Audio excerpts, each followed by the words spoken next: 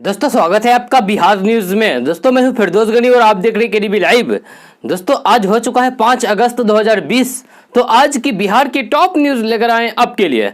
दोस्तों video start करने से पहले आपसे एक रिक्वेस्ट है, अगर आप नए आए इस चैनल पर तो चैनल को सब्सक्राइब करके बेल आइकन को भी प्रेस कर दीजिए और साथ में वीडियो को लाइक कीजिए, अपने दोस्तों के साथ शेयर भी कीजिए।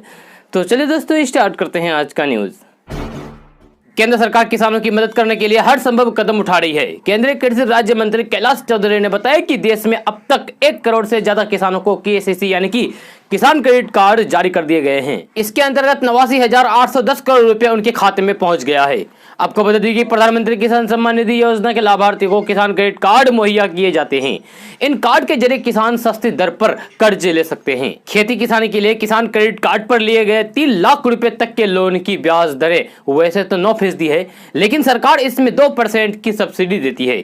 इस तरीके से 7% पड़ता है, लेकिन समय पर लौटा देने पर 3% और छूट मिल जाती है। इस तरीके से इसकी दर जागरूक किसानों के लिए सिर्फ 4% ही रह जाती है। केंद्रीय कृषि राज्य मंत्री कैलाश चौधरी ने बताया कि 2.5 करोड़ किसानों को 2 लाख करोड़ रुपए का आसान और रियायती क्रेडिट उपलब्ध कराया जाएगा। सरकार की कोशिश है कि कोई भी साहूकारों से लोन ना ले, क्योंकि उनकी ब्याज दर काफी अधिक होती है और किसान इस कर्ज के दुष्चक्र से बाहर नहीं निकल पाता है। बिहार में अगर स्वास्थ्य व्यवस्था, रोजगार और बिजली की समस्या खत्म हो जाती है तो बिहार एक अच्छा खासा मुकाम हासिल कर लेगा। वैसे तो बिहार में बहुत सी ऐसी व्यक्तिगत से जुड़े रोजमर्रा की चीजें हैं जिसकी काफी कमी है और सख्त जरूरत है, जिसकी फहरिस्त लंबी है। उनमें से एक है बिजली की समस्या, जो आज के समय में खासकर जुलाई अगस्त महीने में, क्योंकि इस महीने में काफी गर्मी पड़ती है जो लोगों के जान तक आ जाते हैं। ऐसे समय में बिजली का होना बहुत ही जरूरी है। ऐसे समय में बिजली नहीं रहने के कारण लोग गर्मी से तड़पने लगते हैं। जी हाँ, ऐसा ही एक मामला अररिया से आया है, जहां जिला के सिकटी प्रखंड के लोग पिछले 15 से 20 दिनों से बिजली की काफी समस्या से जूझ रहे हैं। अररिया सिकटी निवासी शहनवाज आलम की रिपोर्ट के अनुसार सिकटी प्रखंड में इस समय बिजली नहीं रहने के कारण वहां के लोग भारी समस्याओं से जूझ रहे हैं। शहनवाज के अनुसार 24 घंटे में मात्र 8 से 10 घंटे में ही बिजली सप्लाई की जाती है, वह भी बहुत ही कम वोल्टेज के साथ। केडीबी लाइव सिकटी प्रखंड के नियरेस्ट पावर हाउस से अपील करती है कि बिजली की समस्या को जल्द से जल्द खत्म करें और पूर्ण 24 घंटे बिजली बहाल करें। यूपीएससी परीक्षा 2019 का रिजल्ट जारी कर दिया गया है। बिहार के गोपालगंज जिला के प्रदीप सिंह ने यूपीएससी सिविल सेवा मेंस परीक्षा 2019 में टॉप किया है। दूसरे स्थान पर जतिन किशोर और तीसरे स्थान पर प्रतिभा वर्मा रही है। दूसरी ओर जकात फाउंडेशन के भी 64 मुस्लिम लड़के लड़कियां यूपीएससी के इंटरव्यू में शामिल हुए थे, जिसमें से 27 ने यूपीएससी की परीक्षा पास करके आईएएस और आईपीएस बनने का रास्ता साफ कर लिया है। 27 की लिस्ट में से 4 लड़कियां भी शामिल हैं। जी हाँ, ये वे 27 लड़के लड़कियां हैं जिन्होंने जकात की मदद से यूपीएससी की तैयारी की थी। आपको बता दें कि जकात फाउंडेशन जकात यानी कि दान के पैसों से चलता है। हालांकि पिछली बार जकात फाउंडेशन की ओर से कामयाबी होने वाले युवाओं की संख्या 18 थी, जो इस बार बढ़कर 27 हो गई है। बॉलीवुड अभिनेता सुशांत सिंह राजपूत मामले में बिहार सरकार ने अब सीबीआई से जांच कराने का अनुशंसा कर दी है। आधिकारिक सूत्रों के मुताबिक सुशांत सिंह राजपूत के पिता के सिंह के द्वारा सीबीआई जांच की मांग के बाद सरकार ने सीबीआई की अनुशंसा कर दी है। मुख्यमंत्री नीतीश कुमार ने एक निजी न्यूज चैनल से बात करते हुए कहा कि सुशांत सिंह के पिता के सिंह का कमेंट मिलते ही मैंने पुलिस महानिदेशक गुप्तेश्वर पांडे को इस मामले की कागजी कार्रवाई करने और सीबीआई की अनुशंसा करने के कागजात तैयार करने के निर्देश दे दिए हैं। उन्होंने कहा कि ये मांग सभी की थी और सुशांत के पिता ने जो पटना में मामला दर्ज करवाया था उसकी जांच यहां की पुलिस मुंबई जाकर कर रही थी, लेकिन मुंबई में यहां की टीम को सहयोग नहीं मिल रहा था। ऐसे में सभी लोगों ने मांग सीबीआई जांच की थी। बिहार में 2464 नए कोरोना संक्रमित मरीजों की पहचान हो गई है। इसके साथ ही राज्य में कोरोना संक्रमितों की संख्या बढ़कर 62,031 हो गई है। जी हां, पटना में सर्वाधिक यानी कि पटना में सबसे ज्यादा आज 393 नए कोरोना संक्रमितों की पहचान की गई है। इसके अलावा 2 अन्य जिलों में 100 से अधिक संक्रमित मरीज मिले हैं। इनमें कटिहार में 120 और मुजफ्फरपुर में 197 संक्रमित मरीजों की पहचान की गई है।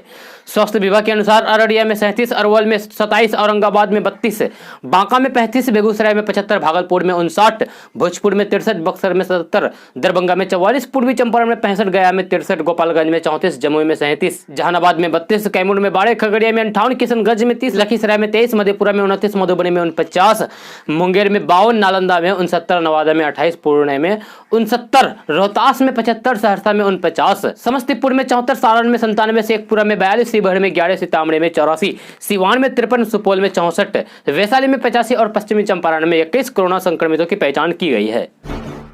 बिहार में खेती करने वाले लोगों के लिए सरकार कई तरह की योजनाएं चलाती है। सही जानकारी नहीं होने के कारण लोग इस योजना का लाभ उठा नहीं पाते हैं। आज इसी विषय में जानने की कोशिश करेंगे डीजल अनुदान योजना के बारे में। जी हां, इस योजना के तहत किसानों को सिंचाई के लिए सरकार 400 रुपए का अनुदान देती है। मिली जानकारी के मुताबिक धान की 4 सिंचाई पर किसानों को प्रति एकड़ 400 रुपया डीजल सब्सिडी के रूप में मिलेगा।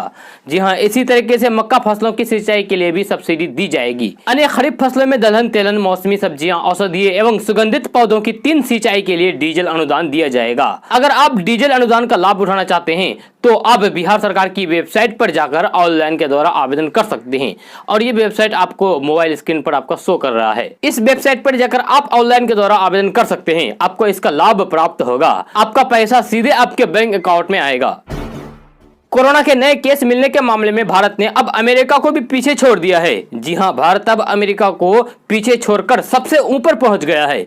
भारत में लगातार दूसरे दिन अमेरिका के मुकाबले कोरोना के ज्यादा मामले सामने आए हैं। पिछले 24 घंटे में अमेरिका में जहां कोरोना के 46,000 नए मामले सामने आए हैं, तो वहीं भारत में 50,000 से ज्यादा नए मामले दर्ज किए गए हैं। बिहार में एक बार फिर भारी बारिश का अनुमान जताया गया है। जी हां, बिहार में एक बार फिर भारी बारिश हो सकती है क्योंकि राज्य के कई जिलों में मानसून का चक्र बना हुआ है। इसको लेकर मौसम विभाग ने चेतावनी भी जारी किया है तथा लोगों को सावधान रहने को कहा गया है। मौसम विभाग द्वारा मिली जानकारी के मुताबिक राजधानी पटना सहित बिहार के कई जिलों में बारिश के साथ साथ वज्रपात हो सकता है। इससे नदियों के जलस्तर में भी वृद्धि हो सकती है। मौसम विभाग ने कहा है कि प्रदेश में 5 अगस्त से अच्छी बारिश हो सकती है। आपको बता दें कि बिहार में एक बार फिर कम दबाव का केंद्र और चक्रवाती सिस्टम विकसित होने का पूर्वानुमान जताया गया है, जिससे कई जिलों में अगले 2 दिनों तक भारी बारिश हो सकती है। हालांकि अभी बिहार से ट्रफ लाइन दक्षिण की तरफ खिसक गई है। लोगों को बारिश की मुसीबत से बहुत जल्द छुटकारा मिल जाएगी। सितंबर के अंत तक भारत में आ जाएगा ऑक्सफोर्ड कोरोना वैक्सीन। केंद्र सरकार ने मंजूरी दे दी है। जी हां, कोरोना संकट के बीच एक राहत की खबर है। केंद्र सरकार ने सीरम इंस्टीट्यूट को वैक्सीन ट्रायल करने की मंजूरी दे दी है। मंजूरी मिलने के बाद सीरम द्वारा ऑक्सफोर्ड कोरोना वैक्सीन के दूसरे और तीसरे फेज का ट्रायल पूरा किया जाएगा। जी हां, बताया गया है कि कोरोना का ट्रायल 1 हफ्ते में शुरू कर दिया जाएगा। एक रिपोर्ट के अनुसार केंद्रीय स्वास्थ्य मंत्रालय ने सीरम इंस्टीट्यूट को वैक्सीन ट्रायल करने वाले प्रस्ताव पर सहमति प्रदान कर दी है। सीरम ऑक्सफोर्ड यूनिवर्सिटी द्वारा बनाई गई वैक्सीन के ट्रायल के लिए मंजूरी मांगी गई थी। मंजूरी मिलने के बाद माना जा रहा है कि वैक्सीन का ट्रायल 4 से 6 हफ्ते में पूरा हो जाएगा। बताया जा रहा है कि वैक्सीन का ट्रायल 1 हफ्ते बाद शुरू किया जाएगा। इसके अलावा इसको ट्रायल करने के लिए 30 से 45 दिन समय लग सकता है। ऐसे में माना जा रहा है कि ये वैक्सीन अक्टूबर के फर्स्ट वीक तक आ सकता है। हालांकि दूसरे और तीसरे ट्रायल फेज में ही वैक्सीन सफलता के लिए महत्वपूर्ण है। बिहार में उपनदी नदियों के पानी से नए क्षेत्र के जलमग्न हो जाने से बाढ़ की स्थिति और बिगड़ गई है। राज्य के 14 जिलों में 56 लाख से ज्यादा लोग बाढ़ से प्रभावित हुए हैं, जिनमें से 4,18,490 लोगों को अब तक सुरक्षित स्थानों तक पहुंचाया जा चुका है। आपदा प्रबंधन विभाग से मिली जानकारी के मुताबिक प्रदेश के यानी कि बिहार के 14 जिलों यानी कि सीतामढ़ी, शिवहर, सुपौल, किशनगंज, दरभंगा, मुजफ्फरपुर, गोपालगंज, पूर्वी चंपारण, पश्चिमी चंपारण, खगड़िया, सारण, समस्तीपुर, सीवान एवं मधुबनी में 56,53,704 लोग बाढ़ से प्रभावित हुए हैं। इनमें से 4,18,490 लोगों को सुरक्षित स्थानों पर भेजा जा चुका है। 17,554 लोग 19 राहत शिविरों में शरण लिए हुए हैं। बाढ़ के कारण विस्थापित लोगों को भोजन कराने के लिए 1358 सामुदायिक रसोई की व्यवस्था की गई है। बेरोजगारों के लिए भागलपुर नियोजनालय जल्द ही ऑनलाइन नौकरी मेला लगाने वाला है। जी हां, भागलपुर में लगने वाले पहले नौकरी मेले के लिए नियोजनालय तैयारी कर रहा है। कोरोना काल में भीड़ वाले आयोजन की मनाही ने ऑनलाइन नौकरी मेले का द्वार खोल दिए हैं। सब कुछ ठीक रहा तो सितंबर माह में ऑनलाइन नौकरी मेले का आयोजन किया जाएगा। ऑनलाइन नौकरी मेले की तैयारी को देखते हुए देश के विभिन्न सेक्टरों से जुड़ी 40 से अधिक कंपनियों ने सहयोग का वादा किया है। नियोजनालय के पूर्व नियोजन मेले के जरिए TCS, टेल्को, टिस्को, बजाज समेत देश की कई नामी गिरामी कंपनियों ने हिस्सा लेते हुए बेरोजगारों को रोजगार का मौका दे चुकी है। कोरोना संकट के कारण होने वाले नुकसान की भरपाई के लिए रेलवे निजी क्षेत्रों से पूंजी लेने की तैयारी में है। इसके तहत प्रमुख शहरों में खाली पड़ी जमीन पर शॉपिंग मॉल बनाने से लेकर प्रमुख स्टेशनों को निजी हाथों में देने की तैयारी है। फिलहाल देश के 25 प्रमुख स्टेशनों को निजी हाथों में सौंपने की योजना बनी है। इनमें पूर्व मध्य रेल के राजेंद्र नगर टर्मिनल, मुजफ्फरपुर, गया, बेगूसराय और सिंगरौली स्टेशन शामिल है। 5 स्टेशनों के निजीकरण में बड़ी कंपनियों ने दिलचस्पी दिखाई है। पूरी प्रक्रिया को अमलीजामा पहनाने के लिए रेलवे विकास निगम को जिम्मेवारी सौंपी गई है। रेलवे का दावा है कि इससे यात्री सुविधाओं के विकास में तेजी आएगी। बिहार बोर्ड द्वारा इंटर नामांकन को लेकर प्रथम चयन सूची 7 अगस्त को जारी किया जाएगा। जी हां, पहले यह सूची 4 अगस्त को जारी होनी थी। बिहार बोर्ड ने अपरिहार्य कार्य बताते हुए सूची जारी करने की नई तिथि निर्धारित की है। चयन सूची में जिन छात्रों को जो कॉलेज या फिर स्कूल आवंटित होगा, उन्हें उन्हीं कॉलेज या फिर स्कूल में नामांकन लेना होगा। फिल्म अभिनेता सुशांत सिंह राजपूत मामले की जांच को लेकर बिहार और महाराष्ट्र की पुलिस आमने सामने आ गई है। बिहार के डीजीपी गुप्तेश्वर पांडे ने बताया कि उन्होंने खुद ही कई बार महाराष्ट्र के डीजीपी से लेकर मुंबई के पुलिस कमिश्नर को कॉल किया।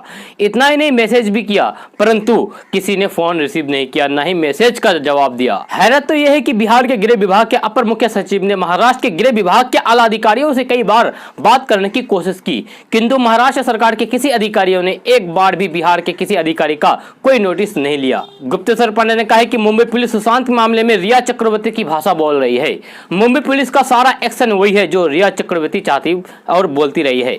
रिया कहती है कि बिहार पुलिस सुशांत मामले की जांच नहीं कर सकती है। महाराष्ट्र पुलिस भी उसी बात को दोहरा रही है और अमल भी कर रही है। बिहार के मुख्यमंत्री नीतीश कुमार ने कहा है कि राज्य को कोरोना से निश्चित रूप से खतरा है, क्योंकि इसकी आबादी का घनत्व अधिक है और इसके लिए सतर्क और सजग रहने की जरूरत है।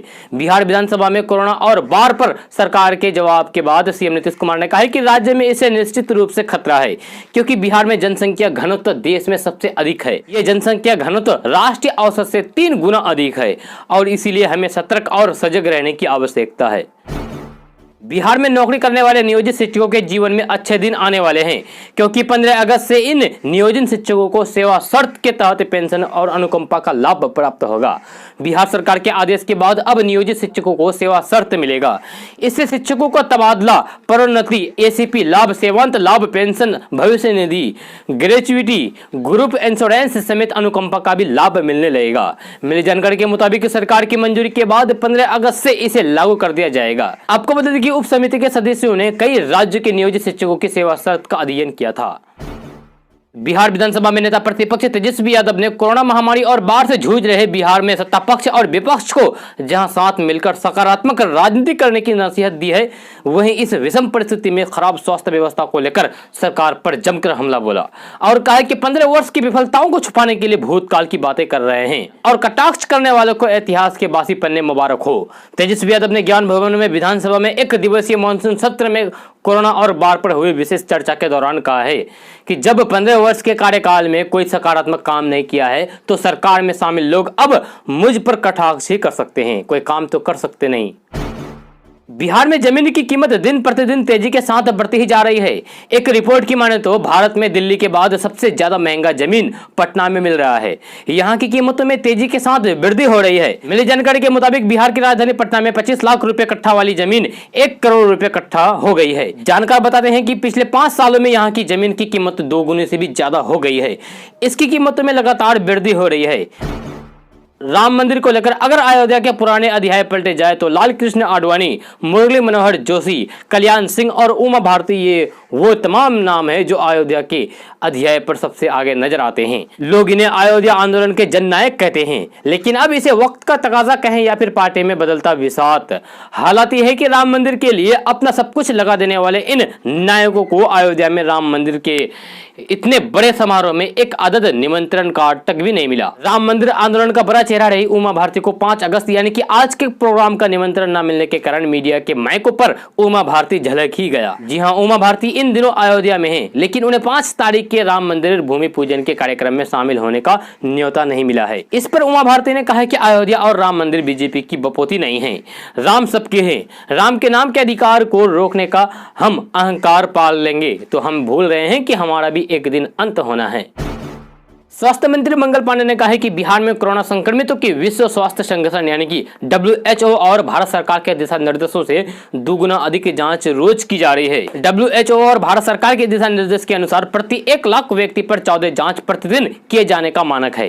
वर्तमान में राज्य सरकार इस मानक से 2 गुने से अधिक जाँच कर रही है, जिसे और बढ़ाए जाने का निर्देश दिया गया है। स्वास्थ्य मंत्री मंगल पांडे ने कहा है कि बिहार में कोरोना संक्रमितों के इलाज के लिए प्लाज्मा दान करने वालों को प्रोत्साहित करने की कार्य योजना तैयार की जा रही है। अभी तक राज्य में 100 लोगों ने प्लाज्मा दान किया है तथा 90 मरीजों का इलाज प्लाज्मा से किया गया है। कोरोना के शुरुआती दौर में लगे लॉकडाउन के दौरान घरों को चले गए प्रवासी कामगारों में से करीब 2/3 गांव में रोजगार न मिलने के कारण शहरों को लौट चुके हैं या इसकी तैयारी है लौटने की। जी हां, सोमवार को एक सर्वेक्षण में ये जानकारी सामने आई है। सर्वेक्षण में शामिल प्रवासी कामगारों की राय थी कि गाँव में ही कौशल रोजगार करेंगे और यहीं पर रहेंगे, लेकिन उन्हें ज्यादा काम नहीं मिल पाया और मजबूरन फिर से वो दिल्ली मुंबई की ओर रुख करने लगे। बिहार स्वास्थ्य विभाग के प्रधान सचिव प्रत्यय अमृत के भागलपुर दौरे के बाद जिले में यानी कि भागलपुर जिले में प्लाज्मा थेरेपी से इलाज की तैयारी की जा रही है। भागलपुर जिले में प्लाज्मा थेरेपी से कोरोना पॉजिटिव मरीजों के इलाज की तैयारी शुरू हो गई है। बिहार के एम्स में प्लाज्मा थेरेपी से कोरोना मरीजों का इलाज हो रहा है। मायागंज अस्पताल स्थित कोविड आइसोलेशन सेंटर के नोडल पदाधिकारी डॉक्टर हेम शंकर शर्मा ने बताया कि अस्पताल प्रबंधन को इसकी तैयारी शुरू करने का प्रस्ताव दिया गया है। डॉक्टर हेम शंकर शर्मा ने बताया कि इस समय भागलपुर जिले में कोरोना संक्रमित कई मरीज स्वस्थ हो चुके हैं। बिहार के बाढ़ प्रभावित इलाकों में इलाके की पुलिस टीम 24 घंटे गश्त पर रहेगी ताकि किसी भी आपदा की स्थिति में बाढ़ में फंसे लोगों की समय रहते मदद की जा सके। इसके अलावा बाढ़ चौकियों की मदद से भी प्रभावित इलाकों में नजर रखी जाएगी। सभी बाढ़ चौकियों पर पुलिस और पीएससी जवानों के साथ ही सिंचाई, राजस्व और स्वास्थ्य विभाग के कर्मचारी भी तैनात किए गए हैं। सरकारी नौकरी की खोज कर रहे लोगों के लिए बिहार के कई विभागों में बम्पर बहाली होने वाली है। इसके लिए बहुत जल्द सूचना जारी किया जा सकता है। इच्छुक और योग्य उम्मीदवार इस बहाली प्रक्रिया में अपनी नजर बनाए रखें। सरकारी सूत्रों से मिली जानकारी के मुताबिक बिहार के ग्रामीण कार्य विभाग में 1500, नगर विकास विभाग में 9000 और स्वास्थ्य विभाग में 25000 पदों पर बहाली आ रही है। इन सभी विभागों में करीब 35500 पद खाली हैं, जिन पदों पर भर्ती होगी। इसकी तैयारी लगभग पूरी कर ली गई है। आपको बता दें कि विभाग ने अपनी रिक्तियों की सूचना बिहार लोक सेवा आयोग, बिहार कर्मचारी चयन आयोग और बिहार तकनीकी कर्मचारी चयन आयोग को भेज दी है। इन आयोग के द्वारा ही बहाली ली जाएगी। इसके लिए बहुत जल्द नोटिफिकेशन भी जारी किया जाएगा। कोरोना संकट के बीच 2 राज्यों के मुख्यमंत्री संक्रमित हो चुके हैं। वहीं अब झारखंड के मुख्यमंत्री पर भी महामारी का खतरा मंडराने लगा है। सोमवार को सीएम हेमंत सोरेन के सरकारी आवास के 17 कर्मचारी कोरोना संक्रमित पाए गए हैं। इस जानकारी के बाद हड़कंप मच गया है। वहीं अब मुख्यमंत्री हेमंत सोरेन भी दोबारा कोरोना की जांच कराएंगे। फिलहाल उन्होंने खुद को क्वारंटाइन कर लिया है। समस्तीपुर में बूढ़ी गंडक नदी के जलस्तर में लगातार हो रही वृद्धि का सिलसिला सोमवार को थम गया है। पिछले 12 घंटे में जलस्तर 5 सेंटीमीटर कम हुआ, लेकिन खतरे के निशान से अभी भी 2.82 मीटर ऊपर है। रविवार से ही जलस्तर बढ़ने का सिलसिला स्थिर हो गया था। इससे लोगों ने राहत की सांस ली। हालांकि तटबंध पर अभी भी पानी का दबाव है। संभावित खतरे को लेकर जिला प्रशासन हाई अलर्ट पर है। समस्तीपुर दरभंगा रेलवे का पुराना ब्रिज और मगरदही के निकट पुराने पुल पर बांस बल्ला लगाकर आवाजाही रोक दी गई है। वहां सुरक्षा कर्मियों को तैनात किया गया है। नदी के दोनों ओर तटबंध पर चौकस सुरक्षा व्यवस्था है। जिला प्रशासन द्वारा तटबंध किनारे लोगों को सावधान, सतर्क और सुरक्षित स्थान पर रहने की अपील की है। कोरोना महामारी के बीच बिहार विधानसभा का 1 दिवसीय मानसून सत्र संपन्न हुआ है। इस सत्र में विधायकों ने कई मुद्दा उठाया है, लेकिन सत्र के दौरान नेता प्रतिपक्ष तेजस्वी यादव का संबोधन चर्चा का विषय बना हुआ है। दरअसल तेजस्वी यादव ने इतनी बेबाकी से अपनी बातें को रखा कि सदन में मौजूद सभी दंग रह गए। तेजस्वी यादव ने कहा कि हमसे भाग्यशाली कौन हो सकता जिसके माता पिता दोनों मुख्यमंत्री हो और हमारी कोई चाह भी नहीं हो। हम नेता प्रतिपक्ष भी हो लिए, डिप्टी सीएम भी हो लिए, यानी कि इस 5 साल में ही मुझे 20 साल का अनुभव हो गया। सीबीआई से लेकर ईडी आईडी केस हुआ, फिर डिप्टी सीएम से नेता प्रतिपक्ष बने और कई ऐसे नेता यहाँ हैं जिनसे सीखने का मौका भी मिला है। इसके लिए सबको धन्यवाद भी देंगे। तेजस्वी यादव ने कहा है कि हमारे नीति सिद्धांत में इन लोगों से थोड़ा अलग है। हम टिकाऊ और लड़ाकू हैं और ये लोग बिकाऊ और डरपोक हैं। इनके राज्य में 15 साल में 57 घोटाले हुए हैं, लेकिन इन 57 घोटालों में किसी के खिलाफ कार्रवाई नहीं हुई है। अपराध का आंकड़ा बढ़ता जा रहा है। 2005 के मुकाबले 4.5 गुना अपराध बढ़ गया है। दोस्तों आज का न्यूज़ बस यहाँ तक। कैसा लगा जरूर अपना सुझाव दीजिएगा नीचे कमेंट बॉक्स में कमेंट करके। अगर आप नए आए इस चैनल पर तो चैनल को सब्सक्राइब करके बेल आइकन को भी प्रेस कर दीजिए और साथ में वीडियो को लाइक कीजिए, अपने दोस्तों के साथ शेयर भी कीजिए। तो चलिए दोस्तों फिर मिलते हैं अगली वीडियो में।